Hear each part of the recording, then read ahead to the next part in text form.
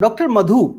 जिस तरह से नंबर्स बढ़ रहे हैं लगातार तेजी से, अभी भी देखिए 2,59,000 नंबर आ गए, संक्रमितों की संख्या बढ़ गई है। और मुझे लगता है अगर ये टेस्ट की संख्या कहीं बढ़ जाए तो ये नंबर्स भी और ज्यादा बढ़ सकते हैं। आपको क्या लग रहा है कि आने वाले कितने समय में ये जो चेन है ब्रेक हो पाएगी?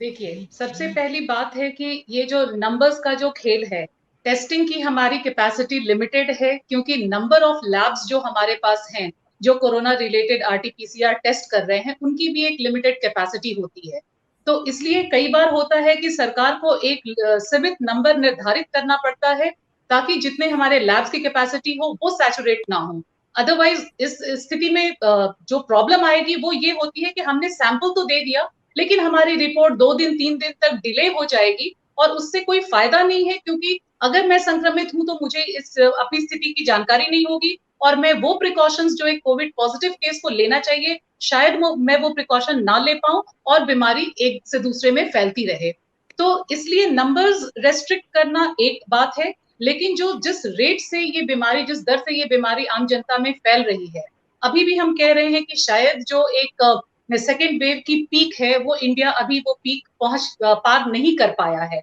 तो इसका मतलब है कि अभी आने वाले दिनों में जो अभी नेक्स्ट 1 टू 2 वीक्स हैं, इसमें हो सकता है कि जो हमारे केसेस हैं अभी 2.67 लाख से ऊपर भी हम जा सकते हैं। एक बार पीक आने के बाद जो बाकी के देशों में हमने देखा है, जो अभी तक का डेटा हमारे पास मौजूद है, पर्टिकुलरली जो यूरोपियन कंट्रीज हैं जहां पर कि सेकेंड वेव और थर्ड वेव आई हैं, तो इनमें ये देखा गया है कि औसतन 2 से 3 महीने लग जाते हैं। एक बार जब ये स्पाइक आता है, तो वापस से नंबर अपने लिमिट में या बेसलाइन तो खैर वो अब कभी रीच नहीं कर पाएगा जैसे हालात हैं, पर फिर भी पीक का जो डाउन ट्रेंड है, डाउनवर्ड ट्रेंड आने में 2 से 3 महीने का टाइम गैप हो जाता है। तो अभी के जो हमारे जो डेटा है या जो भी एविडेंस है फ्रॉम अदर कंट्रीज, वो यही बताती हैं कि एटलीस्ट 2 टू 3 मंथ्स का टाइम गैप होगा स्थिति को नॉर्मलाइज करने में और शायद जो अभी सेकेंड वेव की पीक है, अभी वो पीक हमारे यहाँ अचीव नहीं हुई है। यानी कि अभी लगता है कि जो पीक है वो अचीव नहीं हुई है, यानी कि नंबर्स और तेजी से बढ़ सकते हैं।